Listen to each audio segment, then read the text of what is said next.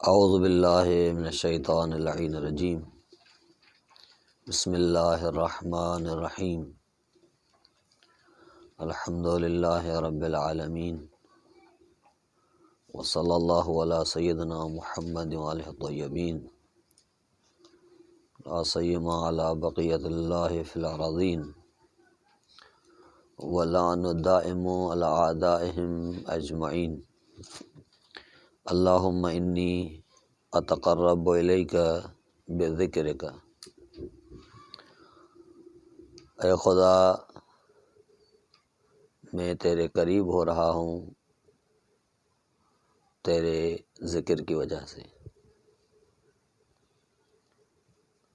یہ جملہ بہت ہی عمیق مطالب کو اپنے اندر رکھتا ہے کہ آہستہ آہستہ ان سب کو انشاءاللہ عرض کریں گے۔ سب سے پہلے اس عبارت کی تھوڑی سی وضاحت ہونی چاہیے، اور پھر ذکر کے اقسام اور ذکر کے مراتب اور ذکر کے فوائد یہ یہاں پر عرض ہونے چاہیے کہ انشاءاللہ کریں گے۔ سب سے پہلے یہاں پر جو قرب ہے، یہ قرب مکانی نہیں ہے کہ خداوند قدوس کی ذات مکان سے، زمان سے، تغیرات سے مبرہ ہے۔ زمان اور مکان محدودیت شے کا لازمہ ہے، جبکہ ذات خداوندی لامحدود ہے، تو وہ ماوراء زمان و مکان بلکہ خالق زمان و مکان ہے۔ تو قرب سے مراد قرب معنوی ہے، یعنی نعمت و الطاف الہی کے قریب ہونا یا احسان و نیکی کے قریب ہونا، یہ مراد ہے کہ معنوی طور پر انسان اعمال نیک کے ذریعے سے خدا کے قریب ہوتا ہے۔ پھر لفظ اللہ جو استعمال ہوتا ہے یہاں پر، اللہم انی اتقرب الیک، یہ الہ انتہائی غایت کے لیے ہے، یعنی عبدیت کا منتہا مقام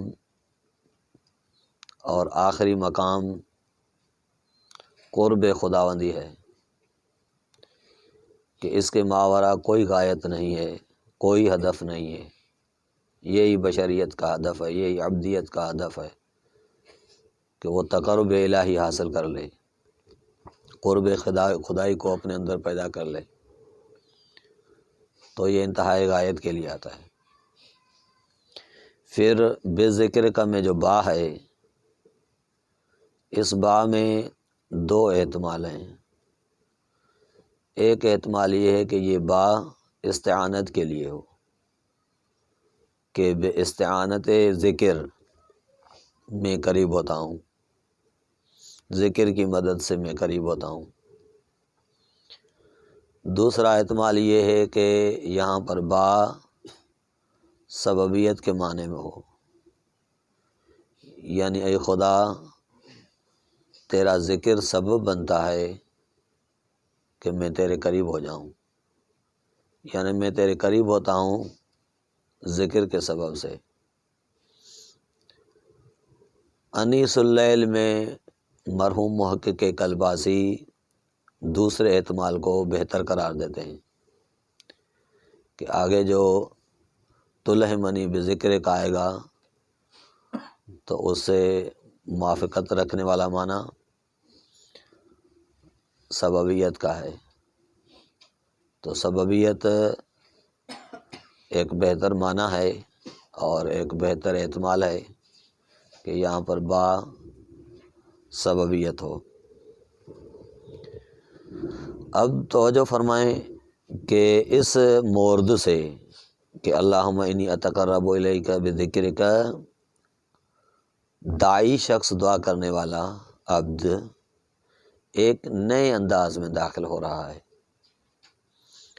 وہ نیا انداز یہ ہے کہ مقام سلوک اللہ میں جو انسان سیر اللہ کرتا ہے، اس سیر اللہ میں جو مقامات ہیں وہ پہلے تخلی ہے، پھر تحلی ہے، پھر تجلی ہے۔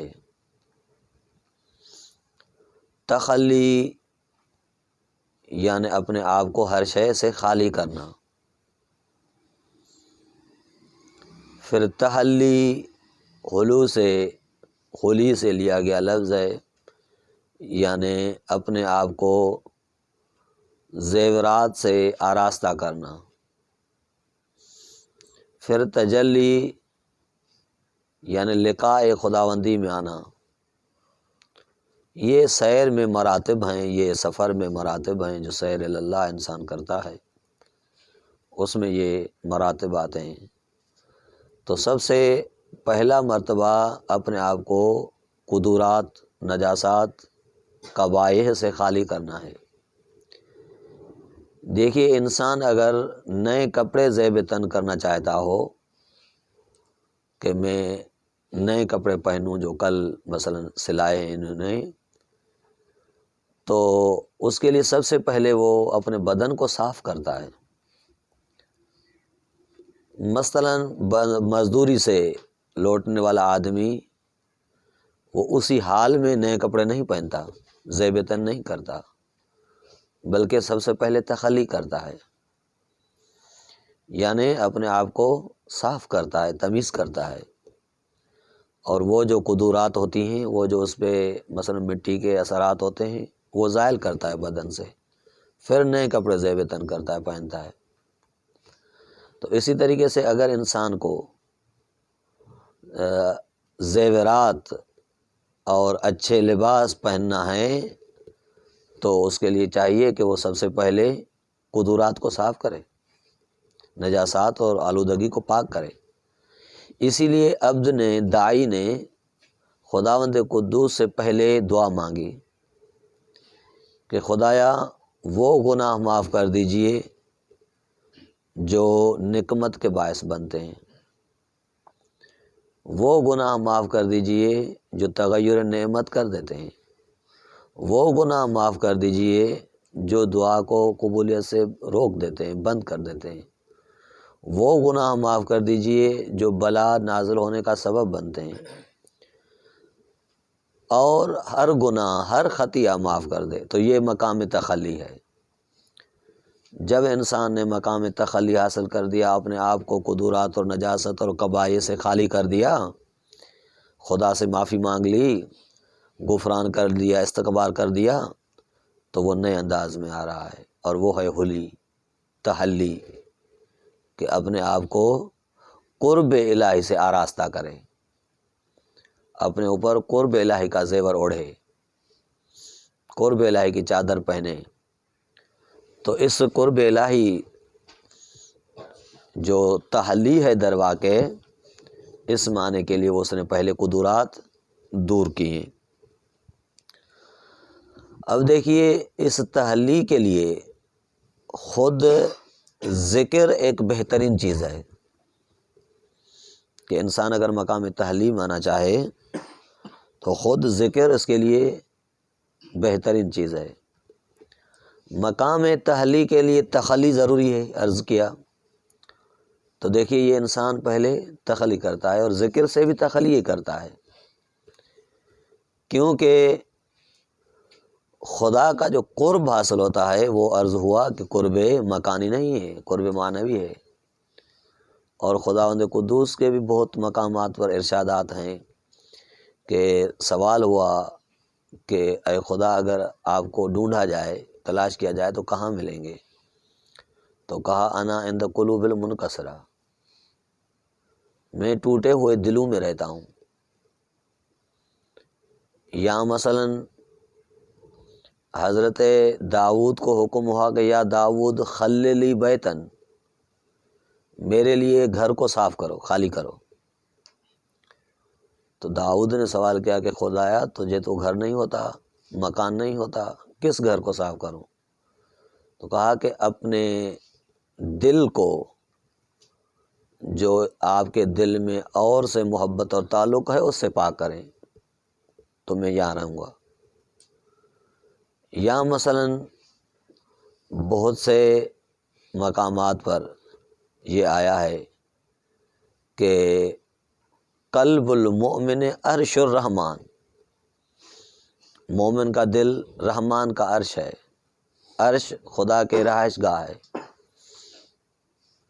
تو قلب مومن عرش الرحمن ہے۔ یہاں اور جگہ پر ہے کہ قلب المؤمن بیت اللہ،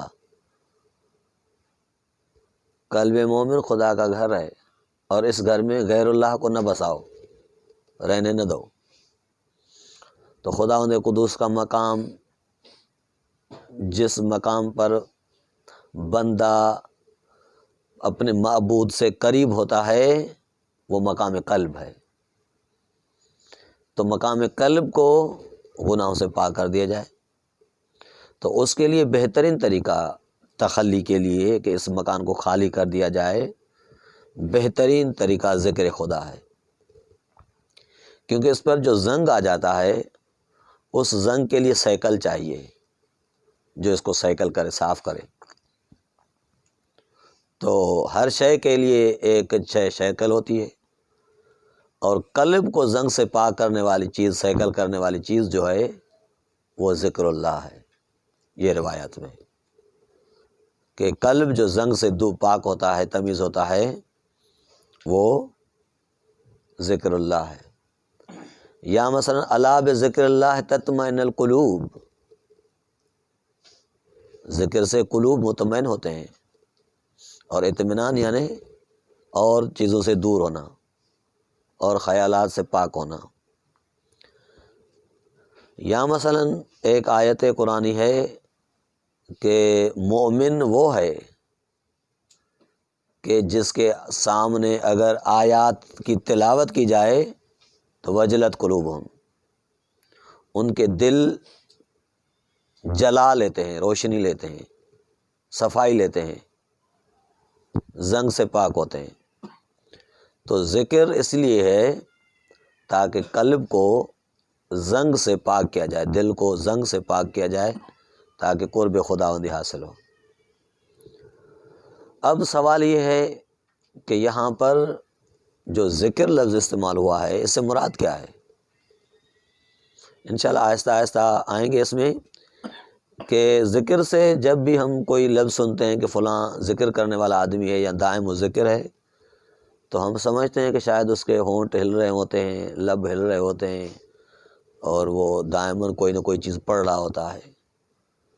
تو ذکر فقط اس میں خاص نہیں ہے، بلکہ اس کے مراتب ہیں، اس کے اقسام ہیں۔ تو یہاں پر جو علماء کرام ذکر سے مراد لیتے ہیں کہ ذکر کیا ہے، تقریباً 7 چیز مراد لیتے ہیں، 7 احتمال دیتے ہیں کہ شاید یہ ہو، شاید یہ ہو۔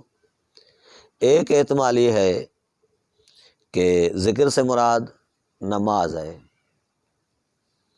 کہ اے خدا، نماز کے ذریعے سے، نماز کے سبب سے میں آپ کے قریب ہوتا ہوں، کیونکہ نماز کے لیے لفظ ذکر استعمال ہوا ہے کہ حکم خداوندی ہے اقم الصلاۃ لذکری، نماز کو قائم کرو میرے ذکر لیے۔ تو ذکر لفظ، نماز خود ذکر خداوندی ہے کہ ایک روایت میں بھی ہے کہ الصلاۃ قربان کل تقی، ہر متقی کے قریب ہونے کی جگہ جس سے وہ خداوند قدوس کے قریب ہوتا ہے وہ نماز ہے۔ دوسری چیز جو احتمال ہو سکتی ہے کہ ذکر ہو، وہ مطلق عبادات، چاہے نماز ہو، چاہے روزہ ہو، چاہے حج ہو، چاہے درس پڑھنا ہو، چاہے درس پڑھانا ہو، چاہے غور کرنا ہو، فکر کرنا ہو، جو بھی شے جہت الہی رکھتی ہو، الوہیت کا تقرب جس میں ممکن ہو، وہ شے عبادت اللہ ذکر اللہ ہے، یعنی مطلقاً عبادت۔ اسی لیے استعمال ہوا رہا ہے قرآن میں کہ وَاذْكُرُوا اللَّهَ ذِكْرًا كَثِيرًا۔ یہ وَاذْكُرُوا اللَّهَ ذِكْرًا كَثِيرًا، ذکر کثیر سے ہر وہ کام مراد ہے جس کی جہت ربوبیت ہو، جس میں تقرب کی نیت کی جا سکے، قربتاً اللہ، جس کو انجام دیا جا سکے، وہ ذکر اللہ ہے۔ اور اس کے علاوہ تیسری چیز جو ممکن ہے کہ مراد ہو ذکر اللہ سے، وہ اسماء خداوندی ہیں، کہ انسان اپنے قلب میں اسماء خداوندی کو جگہ دے اور اس کا تذکرہ کرے، ان پر غور کرے، فکر کرے، تاکہ بعض اسماء کا یا جمعی اسماء کا وہ مظہر بن سکے اور ان اسماء کا اپنے اندر جلوہ پیدا کرے۔ تو اے خدا، میں تیرے قریب ہوتا ہوں تیرے اسماء کی وجہ سے، اس کا معنی یہ ہوگا۔ چوتھا احتمال جو علماء کرام دیتے ہیں محققین، کہ ذکر سے مراد خود قرآن مجید ہے، کہ اے خدا، میں تیرے قریب ہوتا ہوں تیری کتاب قرآن مجید کے واسطے سے، اس کے سبب سے، کہ نحن نزلنا ذکر وإنا لہ لحافظون۔ قرآن مجید کے لیے خود لفظ ذکر آیا ہے کہ نحن نزلنا ذکر وإنا لہ لحافظون، ہم ہی ذکر کو نازل کرنے والے ہیں اور ہم اس کی حفاظت کرنے والے ہیں۔ تو یہ ذکر قرآن مجید ہے کہ خدا، میں تیرے قریب ہوتا ہوں تیری کتاب قرآن مجید کے واسطے سے۔ پانچواں احتمال جو ذکر مراد ممکن ہے ہو سکے، وہ یہ ہے کہ جمیع الموجودات، جو بھی موجودات خداوندی ہیں، چرند پرند، انسان، حیوان، حجر مدر شجر، پانی، پہاڑ، یہ جتنی بھی موجودات ہیں، ملک ہوں، انسان ہوں، غیر ہوں، یہ سب کے سب ذکر اللہ ہیں۔ ان پر انسان کو غور کرنا چاہیے۔ تفکروا فی آلاء اللہ، خداوند قدوس کے خلق شدہ چیزوں پر غور کریں، بنائی ہوئی چیزوں پر فکر کریں۔ تو یہ مخلوقات خود کلمت اللہ ہیں، کہ عیسیٰ بن مریم کے لیے ارشاد ہوا کہ یہ کیا ہے؟ کلمت اللہ ہے۔ اور پھر ذکر ہوا قرآن مجید میں کہ اگر دریا دوات بن جائیں اور شجر قلم بن جائیں تو بھی کلمات خدا کو محدود نہیں کر سکتے، لکھ نہیں پائیں گے۔ تو یہ کائنات کلمت اللہ ہے، ان کلمت اللہ میں غور کرنا ذکر اللہ ہے، فکر کرنا ذکر اللہ ہے، ان میں فکر کرنا چاہیے، ان کی بناوٹ میں، ان کی سجاوٹ میں، ان کی ترتیب میں، ان کی تراکیب میں فکر کرنا چاہیے۔ تو یہ فکر خود عبادت ہے۔ پھر چھٹی چیز جو ممکن ہے کہ یہاں پر ذکر سے مراد ہو، خود ذات پیغمبر اسلام، کہ آن حضرت کی اطاعت اور پیروی ذکر اللہ ہے، اور اس کو یاد کرنا ذکر اللہ ہے۔ ساتویں چیز جو ممکن ہے کہ ذکر اللہ اور اس کا واسطہ دے رہے ہوں، اس کے سبب سے قربت حاصل کر رہا ہو شخص داعی، وہ اہل بیت علیہ السلام کی ذات ہے، ذوات مقدس اہل بیت، کیونکہ قرآن مجید میں آیا ہے کہ فَاسْأَلُوا أَهْلَ الذِّكْرِ إِن كُنتُمْ لَا تَعْلَمُونَ۔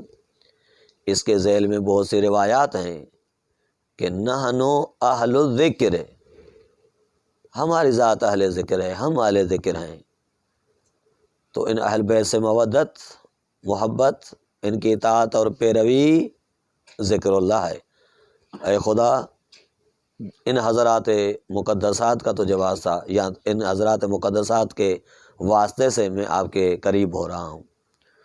تو یہ احتمالات ہیں کہ شاید یہاں پر ذکر سے مراد یہ چیزیں ہوں، اور ممکن ہے کوئی اور چیز ہو جو جہت الہی رکھتی ہو، یعنی یہ حد ایسا نہیں ہے، یہ بے ترتیب عقلی محدود نہیں ہے کہ فقط یہی ہو، لیکن اور بھی ہو سکتے ہیں، یہ دلیل عقلی کے طور پر محدود نہیں ہے۔ تو اور بھی آپ تلاش کریں گے انشاءاللہ۔ تو یہ ہیں جو احتمال ممکن ہوں کہ ذکر سے مراد یہ ہو۔ پھر مراتب ذکر اور اقسام ذکر اور فوائد ذکر انشاءاللہ آہستہ آہستہ کل عرض کریں گے۔ وصلی اللہ علی محمد وآلہ الطیبین الطاہرین۔